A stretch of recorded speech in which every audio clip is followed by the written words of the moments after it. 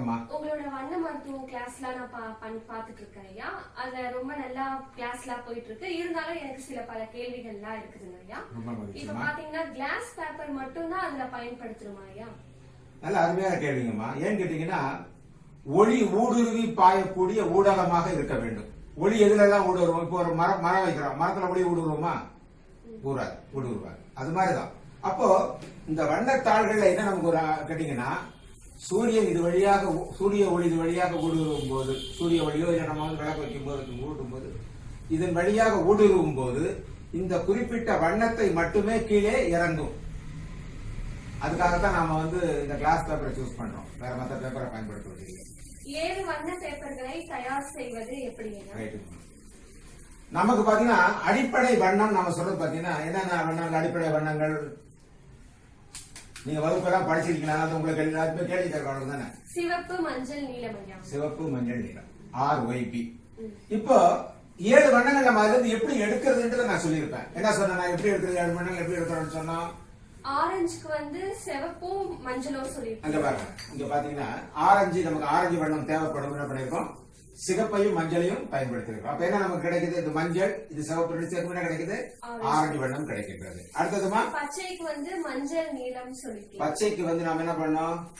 மஞ்சள் பச்சை எப்ப தனியாவே கிடைக்குது. அப்படி இல்லைன்னு சொன்னால் நம்ம வந்து என்ன பண்ணலாம்னா, இது பாருங்க, இந்த மாதிரி நாம பச்சை பேப்பர் கிடைக்கும் கவலைப்பட வேண்டியதில்லை. மஞ்சளையும் நீலத்தையும் 2 அடுக்காக வச்சு சுத்திட்டோம், என்ன ஆயிடும்? பச்சை வண்ணம் கிடைக்கும். அடுத்த கலர் வந்து சிவப்பும் மஞ்சளும் சிவப்பு சிவப்பு நீலம். வயலட்டுக்கா? சிவப்பு நீலம். இங்க நம்ம வயலட்டே கிடைக்குது. அப்படி கிடைக்கலன்னா நம்ம என்ன பண்றோம்னு கேட்டீங்கன்னா, இந்த மாதிரி சிவப்பையும் நீலத்தையும் பயன்படுத்தி என்ன பண்றோம்? கண்டுபிடிச்சு. அடுத்தது வந்து இண்டிகோக்கு நீலம் சிவப்பு நீலம். நீலம் சிவப்பு நீலம். அதுக்கு நம்ம என்ன பண்ணிருக்கிறோம் கேட்டீங்கன்னா, நம்ம வந்து இப்ப இது கூடவே வந்து இந்த சிவப்பை எடுக்கும் போது பாத்தீங்கன்னா, இந்த மாதிரி பண்ணும்போது ஒரு நீலம், ஒரு சிவப்பு, மறுபடியும் இன்னொரு நீலம், இந்த மாதிரி ஒரு நீல கலரை வச்சுக்கோங்க, நமக்கு இண்டிகோ கலர் கிடைக்கும். இண்டிகோ வந்து கடையில கூட கிடைக்குது. இருந்தாலும் கூட நாம என்ன பண்ண, இந்த மாதிரி நம்ம தயார் பண்ணுவது மிக எளிமையாக இருக்கும். இப்போ புரிஞ்சு போச்சுங்களா? 7 வண்ணம் எப்படி தயாரிக்கிறதுன்றது உங்களுக்கு ரொம்ப தெளிவா போயிடுச்சு. 3 கலர் தான் கடையில கிடைக்கும், கவலைப்பட வேண்டிய அவசியமே இல்லை. RYP கண்டிப்பாக கிடைக்கும். சில நேரங்களில் நமக்கு இந்த மாதிரி பச்சை வண்ணம் பாட்டில் கிடைச்சா ரொம்ப பச்சை இருக்கிறது நேரடியாக பயன்படுத்திக்கலாம். பச்சை வண்ணம் இதை பார்த்து நம்முடைய மாணவர்கள் நிறைய பேர் பாத்தீங்கன்னா நீல கலர் பாட்டில் வச்சிருக்காங்க, சிவப்பு கலர் பாட்டில் வச்சிருக்காங்க. ரொம்ப அதிசயமான மிராக்கள் எல்லாமே பண்ணிருக்காங்க. அடுத்த கேள்வி ஐயா, ஏன் வெள்ளை நிற பாட்டில்களை பயன்படுத்த? அருமையான கேள்வி. இப்ப பாத்தீங்கன்னா, இது வந்து இந்த பாட்டில்கள்ல வரக்கூடிய மருந்துகள் எல்லாமே ஒளி புகா வண்ணம் பாதுகாக்கப்படுகின்றது. சூரிய ஒளி வந்து உள்ள இருக்கக்கூடிய மருந்துல பட்ட அந்த மருந்து கெட்டுடுன்றதுக்காகவே இந்த மாதிரி என்ன பண்ணாங்க, பிரவுன் கலர் பாட்டில் வருது. அப்ப இதன் வழியாக என்னன்னா, சூரிய ஒளி உள்ளே ஊடுருவ இயலாது. எந்த காரணம் கூட வெளியே சூரிய போடுவார்கள். ஆனா அதே வந்து நம்ம வெள்ளை பாட்டிலாக நமக்கு இருந்தா என்னன்னு கேட்டீங்கன்னா, சூரிய ஒளி என்ன ஆகும்? இது வழியாக ஊடுருவும். நம்ம மேல வண்ணத்தாள்கள் பூசும்போது என்ன, வண்ணத்தாள்கள் வழியாக எந்த வண்ணம் தேவையோ அந்த வண்ணம் மட்டும் என்ன ஆகும்? உள்ளே ஊடுருவி அதன் மீது பாயும். அதுக்காக நம்ம வந்து வெள்ளை பாட்டிலாக பயன்படுத்த வேண்டும். ஆனா இந்த மாதிரி வண்ண பாட்டில் கிடைக்கும் போது பச்சைனா பச்சை பயன்படுத்திக்கலாம், நீளம்னா நீளம் பயன்படுத்திக் கொள்ளலாம். ரொம்ப நன்றிங்க ஐயா. மாத்திரைகளை வெள்ளை உருண்டை மட்டுமே ஏன் பயன்படுத்துவீங்க? மிக மிக அருமையான கேள்வி. ஏன்னா இது வரைக்கும் நான் வந்து யாருக்கும் சொல்லாத ஒரு ரகசியத்தை உங்களுக்கு நீங்க சொல்ல போறேன். என்னன்னு கேட்டீங்கன்னா, நாம பெரும்பாலும் இந்த மாதிரி குளோபல்ஸ் நாம சொல்லியிருக்கோம், பயன்படுத்தணும்னு சொல்றோம். ஏன்னா இது வந்து ஊடுருவது ஈஸியா இருக்குன்றதுக்காக. ஆனா இன்னைக்கு ஒரு அடிஷனலா ஒரு செய்தி சொல்ல போறேன்னு கேட்டீங்கன்னா, இது பாத்தீங்கன்னா பயோ மாத்திரை தெரிஞ்சுங்களா? Bio combination tablets. இது நான் வந்து 28 தான் எடுத்திருக்கேன். ஜெனரலா டானிக்கா உள்ளதான். இந்த டேப்லெட்டுகளையும் நாம வந்து வண்ண மாத்திரைகளாக மாற்ற முடியும். இன்றைக்கு கூடுதலான ஒரு தகவல். நமக்கு வந்து என்ன வண்ணம் தேவையோ, எந்த நம்ம சாப்பிடக்கூடிய பயோல வந்து பாத்தீங்கன்னா இருக்கக்கூடிய மாத்திரைகள் 28 காம்பினேஷன் இருக்குது. 28ல நமக்கு என்ன காம்பினேஷன் பயன்படுத்த போறோமோ அதுக்கு எந்த வண்ணம் தேவையோ அந்த வண்ணத்தை இந்த பாட்டில கட்டி, இந்த பாட்டில் மேல இந்த மாதிரி ஒரு கலர் பேப்பர் இந்த மாதிரி நம்ம அப்படி கட்டி என்ன பண்ணணும், வெயில்ல வச்சுட்டோம்னா இந்த மாத்திரையும் என்ன ஆயிடும்? வண்ண மாத்திரையாக மாறும். புரியுதுங்களா? இது வந்து எதுவுமே இல்லாதது. பிளைன் எந்த வெறும் அந்த வண்ணம் மட்டும்தான் வேணுங்கிறோம். இப்போ நம்ம மாத்திரைகளிலும் வண்ணத்தை கலப்பது எப்படிங்கிறது இன்னைக்கு ஒரு கூடுதலான செய்தி. இப்ப நம்ம சாப்பிடுறோம் 28 டானிக். இந்த டானிக்ல எனக்கு என்ன பிரச்சனை இருக்கோ அதுக்கு தேர்வு அதுக்கு ஏற்ற மாதிரி ஒரு வண்ணத்தை தேர்வு செய்தால் அந்த வண்ணத்தை இந்த மாதிரி கட்டிட்டோம்னா வெயில வச்சுட்டு என்ன ஆகும், நமக்கு 28 ஒரு வகையில டானிக்கா வேலை செய்யும். கூட என்ன ஆயிடுது, இந்த வண்ணம் என்ன ஆயிடும் கூட நமக்கு வேலை செய்யும். ரொம்ப நன்றிங்க ஐயா. வண்ண எண்ணெய்களுக்கு எந்தெந்த எண்ணெய்களை பயன்படுத்தலாம் ஐயா? வண்ண எண்ணெய்களை பொறுத்த வரைக்கும் நம்ம என்ன எண்ணெய் தேவை அப்படிங்கறத பொறுத்தான். பொதுவா நம்ம என்ன சொல்றோம் கேட்டீங்கன்னா தேங்காய் எண்ணெயை பயன்படுத்தலாம். பொதுவா தேங்காய் எண்ணெய் எல்லாத்துக்குமே. ஆனா சிலர் தலைக்கு பயன்படுத்தும் போது பாத்தீங்கன்னா அவங்க தேங்காய் எண்ணெய்க்கு பதிலாக ஏதாவது நீரி பிரிநாதி தைலம் இந்த மாதிரி எண்ணெய்களை பயன்படுத்துறதா இருந்தால் அந்த எண்ணெய்களுக்கு நாம என்ன பண்ணலாம், வண்ணத்தை ஏற்றலாம். புரியுதுங்களா? பன்னீர், கண்ணு கொடுற பன்னீர், கண்ணு கொடுவோம் சுட்டா ரோஸ் வாட்டர் சொல்லக்கூடிய, அப்போ அதுக்கு வண்ணம் ஏற்றலாம். எல்லாத்துக்குமே வண்ணம் ஏற்ற முடியும். வெறும் தண்ணிக்கு மட்டும் இல்லாமல் எண்ணெய்க்கு கூட எப்படி என்ன ஏற்றுறோமோ அது மாதிரி எல்லாத்துக்குமே வண்ணங்கள் நம்ம ஏற்றலாம். கண்டிப்பாக முகத்துக்கு நீங்க ஒரு ஆலிவ் ஆயில் தேய்க்கிறீங்கன்னு வச்சுக்கோங்க. பொதுவா ஆலிவ் ஆயில் முகத்துக்கு வச்சு அழகா இருக்கும்னு சொல்றாங்க. Right, okay. அப்ப என்ன பண்ணலாம், நாம ஒரு வெள்ளை பாட்டில், இது போல ஒரு வெள்ளை பாட்டில் எடுத்து அந்த வெள்ளை பாட்டில்ல ஆலிவ் எண்ணெயை ஊத்தி வெயில வச்சு எவ்வளவு நேரம் வைக்கணும்னு பாத்தீங்கன்னா குறைந்தபட்சம் 4 to 5 நாள் வைக்கணும். வெயில வச்சாதான் எண்ணெய் சார்ஜ் ஆகும். தண்ணி அப்படி கிடையாது, 2 மணி நேரம் வச்சாலே போதும், ஒரு நாள் வச்சா கூட போதும் தண்ணி. ஆனா எண்ணெய் அப்படி அல்ல. எண்ணெய் குறைந்தபட்சம் 4 to 5 நாள் வைக்கணும். ஒவ்வொரு முறையும் அந்த எண்ணெய் என்ன பண்ணும், குளிக்க வச்சுக்கிட்டே இருந்தாதான் என்ன ஆகும், ஃபுல்லாவே சார்ஜ் ஆகும். அப்படிங்கிறதுக்காக நம்ம என்ன சொல்றோம், எண்ணெய்க்கு பயன்படுத்தும். ஒரு முறை சக்தி ஊட்டப்பட்ட எண்ணெயானது 2 வருடத்திற்கு இருக்கும். ஒரு முறை சக்தி ஊட்டப்பட்ட நீரானது 2 மாதம் இருக்கும். ஒரு முறை சக்தி ஊட்டப்பட்ட மாத்திரையானது 1 மாதத்திற்கு இருக்கும். இதுதான் அடிப்படை தத்துவம். நன்றி. மீண்டும் சந்திப்போம்.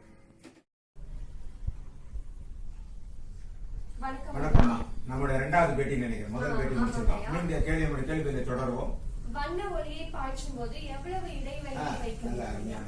நம்ம பாத்தீங்கன்னா இப்போ நீங்க செஞ்சதுதான், நீங்க ஆர்வமா நீங்க செஞ்ச ஒரு விஷயம் தான் இந்த வகுப்புக்கு நீங்க ஒண்ணு பண்ணீங்க. என்னன்னு கேட்டீங்கன்னா இதுல நம்ம ஒளியை வைக்கும் போது இந்த மாதிரி வட்டமா ஒரு ஸ்லைடு மாதிரி செஞ்சுக்கிட்டோம் வச்சுக்கிட்டோங்களேன். ரொம்ப நீங்க தான் செஞ்சு கொடுத்ததுதான். இந்த மாதிரி வச்சுட்டாங்கன்னு கேட்டீங்கன்னா நம்ம வேணுங்கிறத மட்டும் போட்டுக்கலாம். இந்த மாதிரி பேப்பர் ரப்பர் பேண்ட் போட்டு கட்டாம இந்த மாதிரி ஒரு நல்ல ஒரு வழியா ஈஸியா பண்றதுக்காக ஒரு ஸ்லைட் பேட் பண்ணி இது மாதிரி நீங்க எல்லாரும் பண்ணலாம். அவங்க செய்யும்போது இந்த அடைக்கிறதுக்கு பேப்பரை கட்டாம இந்த மாதிரி ஒரு சிம்பிளா பண்ணிட்டா வேணுங்கிற மாதிரி ஸ்லைடுகளை பண்ணிக்கலாம். அடுத்து நீங்க ஒரு கண்ணாடி ஒண்ணு பண்ணிருந்தீங்க. நீங்க பண்ண கண்ணாடி தான் ரொம்ப சிம்பிளான கண்ணாடி. இது ஜென்ரலாவே நம்ம இந்த மாதிரி கண்ணில் போட்டு சொல்றதுக்காக ஒரு கண்ணாடி. இந்த கண்ணாடியை பொறுத்த எல்லாரும் கேட்கறாங்க, ஏன் வலது பக்கம் ப்ளூ அப்படிங்கிறது. நம்ம காந்த சிகிச்சையிலே சொல்றோம், வலது பக்கம் என்ன, இடது பக்கம் எஸ். அதே கான்செப்ட் தான் இங்கேயும். இதான் நம்ம பண்ணக்கூடிய கண்ணாடி. ரொம்ப சிம்பிளா கண்ணாடி. நம்ம குரூப்ல நிறைய பேர் கண்ணாடி பண்ணி போட்டிருக்காங்க. இருந்தாலும் நீங்க பண்ண கண்ணாடி இங்க காட்டணுன்றதுக்காக தான்.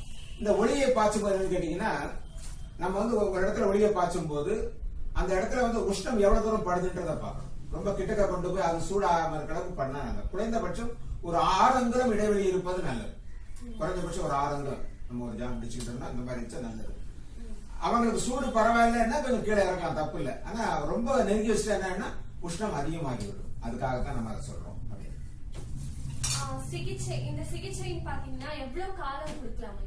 சிகிச்சையை பொறுத்தவரையிலே கால அளவு என்பது ஒவ்வொருத்தர் உடலுக்கு ஏற்ற மாதிரி சிகிச்சை நேரங்கள் மாறும். ஒரு சிலருக்கு பாத்தீங்கன்னா ஒரு சிட்டிங் 2 சிட்டிங்ல கூட சரியாயிடும். ஒரு சிலருக்கு கொஞ்சம் நாள் கூடுதலாக தேவைப்படும். இது என்னன்னா நம்ம பெரும்பாலும் நம்ம சிகிச்சையில பாத்தீங்கன்னா வண்ண ஒளியை பாய்ச்ச வேண்டியது இருக்கும், வண்ண நீர் குடிக்க வேண்டியது இருக்கும், வண்ண உருண்டைகள் சாப்பிட வேண்டியது இருக்கும். இது எல்லாமே சேர்ந்ததுதான். பொதுவா வண்ண நீரை பொறுத்தவரையில நோய்க்கு தகுந்த மாதிரி, நோய் ரொம்ப கம்மியா இருந்ததுன்னா 3 வேளை சாப்பிட்டா போதும்னு சொல்லுவோம். நோய் அதிகமாக இருந்தால் 6 வேளை சாப்பிடணும்னு சொல்லுவோம். 60 மில்லி தான் நான் வண்ண நீரை பொறுத்தவரையில. வண்ண நீர் முதல் முறை நம்ம குடிக்கும் போது அந்த டேஸ்ட் வித்தியாசமா தெரியும். அதுக்கப்புறம் அந்த டேஸ்ட் தெரியவே தெரியாது. எந்த நீரா இருந்தாலும் முதல் முறை மட்டும் வித்தியாசமான ஒரு டேஸ்ட், அதுக்கப்புறம் தெரியாது. அந்த கால அளவுகள் நம்ம நோய் நாள்பட்ட நோய்களாக இருந்தால் ஒரு நாளைக்கு 6 வேளை கூட சிகிச்சை அளிக்கலாம். தோன்றி மறையும் நோய்களுக்கு 2 வேளை 3 வேளை கொடுத்தா கூட போதும். ரொம்பவும் நாள்பட்ட நோய்களுக்கு கூடுதலாக நம்ம ஒரு 10 நாள் 15 நாள் தொடர்ச்சியா நம்ம சிகிச்சை கொடுக்க வேண்டியது இருக்கும். மற்றபடி ரொம்ப நன்றிங்க. வண்ண உருண்டைகளை வண்ண நிற சாப்பிடுவதற்கான கால நேரம் என்ன ஐயா? வண்ண நிற உருண்டைகள் சாப்பிடுவதற்கான கால நேரம் என்பது பொதுவா பாத்தீங்கன்னா உணவுக்கு முன் சாப்பிடுவது நல்லது. சாப்பிட போறோம், காலையில பிரேக்பாஸ்ட் சாப்பிட போறோம்னா அதுக்கு ஒரு 1/2 மணி நேரத்துக்கு முன்னாடி வாயில போட்டு சப்பி சாப்பிடுறது நல்லது.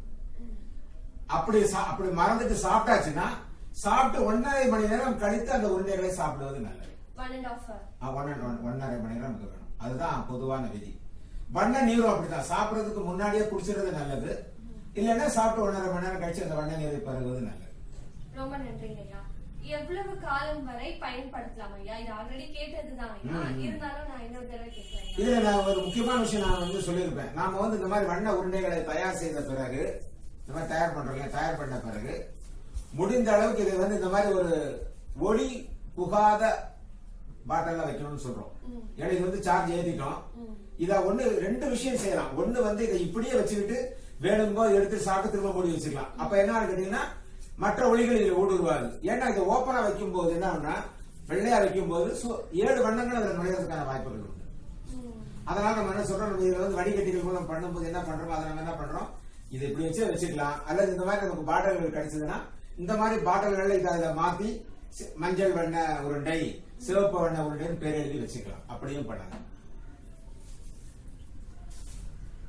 இங்க ஒரு விஷயம் உங்களுக்கு காட்ட பிரியப்படுறேன். இங்க பாத்தீங்கன்னா இங்க பாருங்க, நாம சூரிய ஒளியில் வச்ச ஒரு பேப்பர் தெரியுதாமா உங்களுக்கு?